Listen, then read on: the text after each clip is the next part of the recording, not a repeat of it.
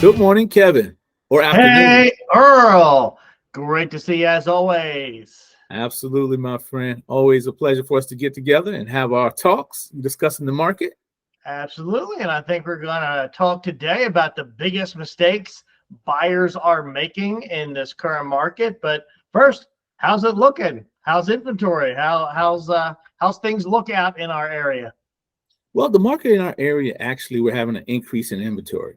So for buyers, the ideal situation or perfect storm is slowly start to come into place where they have more time to actually think about that purchase, which we talked about before. In previous times, houses were closing 30 days or less. And in some instances, they still do. However, right now, the average time is still moving out to about 35, 40, 44, 45 days is an average time to sell a house on the market. So more inventory is coming along, which is great. Buyers, please just be patient. I know it's, can get overwhelming, but you're in at the perfect time. Trust me, you're not making a mistake in the market right now. Yeah, a year ago, you mentioned 30 days or less. It felt more like 30 hours or less, maybe even 30 minutes or less before a house went under contract. Yeah. But no, now there's at least some stuff to see out there. It's still an aggressive market. You still have to move quickly, but at least you have some choices now. Absolutely. And that aggressive market will definitely get worse if we see a turn of events with the interest rates or something like that. Everybody will hop back in. And I don't care if it's summer or dead of winter. If things become more acceptable to people's, real estate palette, I per se, with lower interest rates, more people are going to hop in the game, and that's going to bring those bidding wars and prices rising back to the market a lot faster. Yeah. Barbara Corcoran from Shark Tank, the real estate guru, she has recently said, and I agree with her, if rates come down 1%, house prices are going to jump 10% because of all the people on the sidelines coming back in, thinking, okay, now it's going to be more affordable. But you know what? One way or another, real estate always gets more expensive. Homeowners, with very, very rare and short exceptions, always gain equity. Yep, absolutely. It's only been one time in recent history, that they didn't. That was the great financial crisis. Yep, and that was short. Didn't last long. Right. Some of the mistakes buyers are making today in this market that we both see, I'm going to start off because it's in my wheelhouse, is putting off the pre-approval. As part of the home purchase process, unless you're paying cash, you need to get a mortgage and get pre-approved as early as possible in the process, so you know what you can afford to buy, what you qualify for, as well as what you're comfortable with. If I tell somebody that they can afford a payment of $4,000 a month, they may be like, whoa, no way. I don't want to pay any more than $3,000 or $2,500 or whatever it may be. So getting that pre-approval early is important so you're comfortable, but also, as we mentioned, a good house priced right does sell quickly. So you need to have a pre-approval letter from a good local licensed mortgage person who's known, liked, and trust in the marketplace. These big bank lenders, you're getting I guess, uncertain service and experience, we'll call it. So when a seller's looking at offers, that local pre-approval letter can make a big difference. Absolutely. And as a listing agent myself, you always feel better when you got a local lender that you can call and talk to in regards to the buyer. That puts the seller's mind at ease so much. I mean, you wouldn't believe it. They're able to sleep at night like that, knowing that the deal will make it to the closing table. Absolutely. I had a deal last week, and it was, according to the buyer, the easiest mortgage you'll make all year. And about 4 business days before closing, the buyer did something to completely sidetrack everything. And if he was at some big bank lender, it would have just been denied. Right. But through our tenacity and knowledge of guidelines, we were able to get an exception from Fannie Mae / Freddie Mac all the way up to them. and we got it closed on time, actually. Wow. So there is a lot of value because you never know when you're going to have turbulence. Yeah, absolutely. I mean, I know you've saved a deal or two for my guys as well, so, came through in the clutch, so that's the beauty of having a local lender, Yep. And then next mistake, Earl, I'll let you grab that one. Absolutely. The next mistake is people holding out for perfection. And a lot of times, we sit down with our list of wants and must-haves and things of that nature, and we'll talk ourselves out of a good deal, which is definitely not the thing to do right now, because even though more inventory is coming, the current inventory is still on the lower side, but you do have time.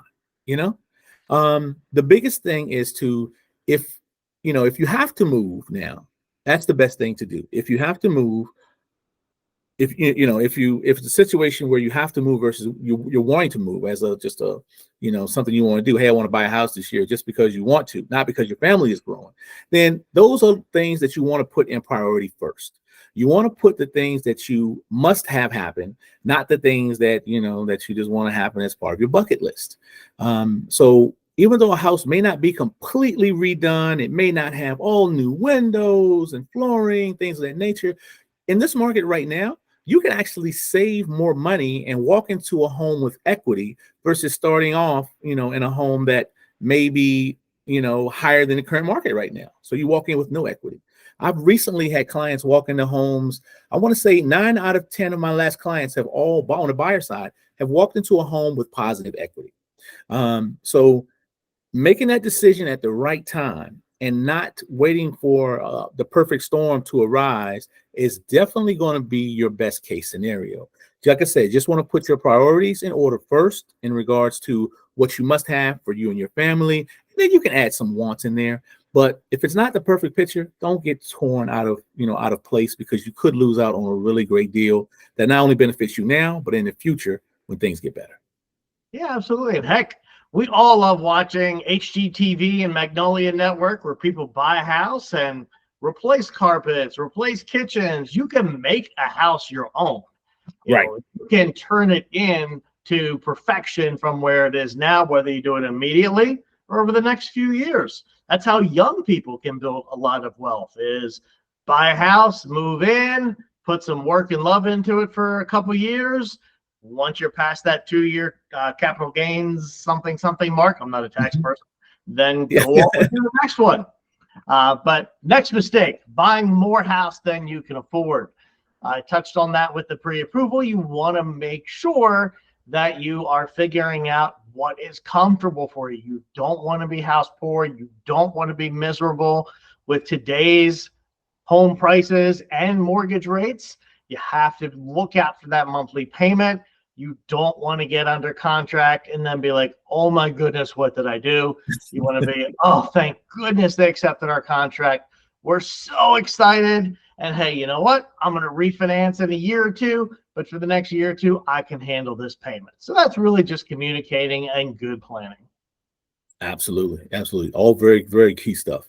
That's a must. Definitely a must. And as we move along, one of the very next things mistake that a lot of buyers are making right now is not working with a local real estate agent. And where us as local agents can come in handy is we know our areas. We know the areas we work. We know the situation in regards to the market. We know, okay, if it's X amount of houses that have been sold in this particular area in this time frame, if it's a turnover rate, it's a lot of stuff and details that we know in regards to the particular housing market that could benefit you. And just to touch back on what we were saying before, most investors, and Kevin is an investor, I've did investing myself. Whenever we look for a home, you look for a home that's not perfect, as we spoke of before, something that you can walk into and make some changes and build your equity almost instantly in the home. Now, if you don't have a local real estate agent, they won't know those in and out details about the property or the area. They won't know whether it's going to be expansion, with a new shopping center or new townhomes or new businesses. They really won't know that information.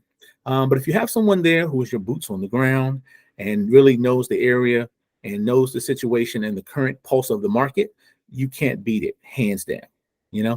That's where us as agents bring our biggest, I'm not going to say bread to the table, but that's where we really carry our weight, is in our, not only our experience, our knowledge, but also our current pulse on the market.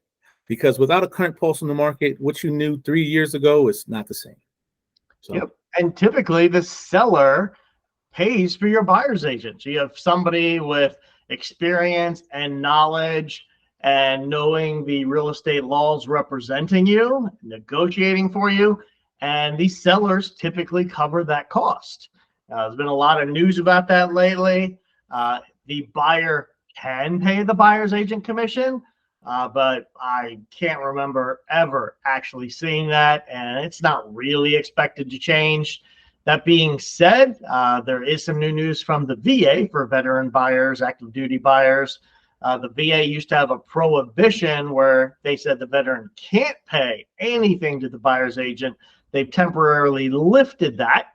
So at least for a while, that's an option for the veteran buyer until they figure out what the new policy should be with everything we've heard in the news. But that being said, I can't remember seeing a buyer paying the buyer's agent commission, and I don't expect to see that changing anytime soon.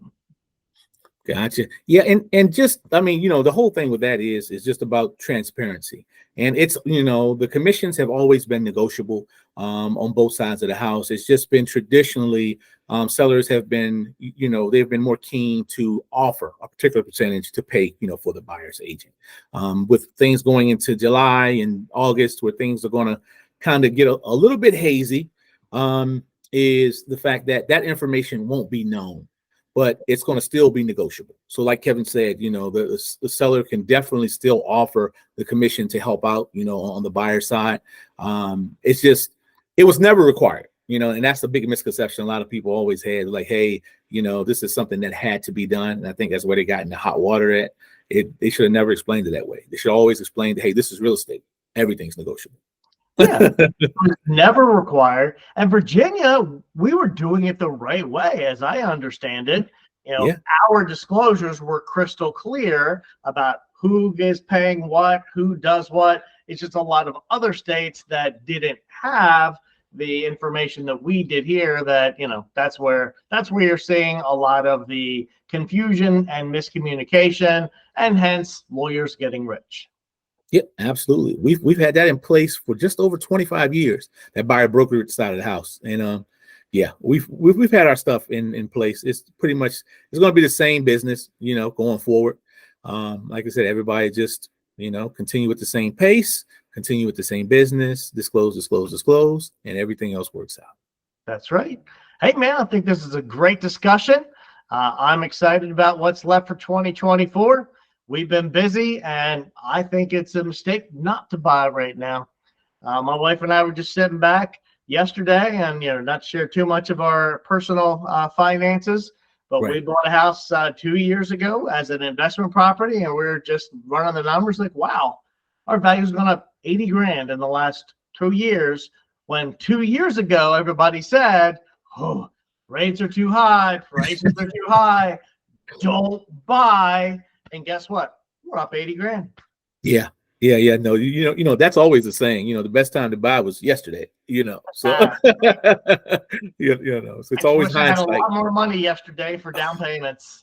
Man. Although there is 100% financing available, especially to first-time buyers, primary residence purchases. So lots of low and no down payment opportunities still. Absolutely. Sounds good, my friend. Awesome. Well, until next time, you can find me at loanswithkevin.com. As always, you can find me as well at 757-871-4167 or at my website, which is earl.belltowerteam.com. Sweet. All right, Kevin. Have a great one, bud. I'll see you next week. Outstanding.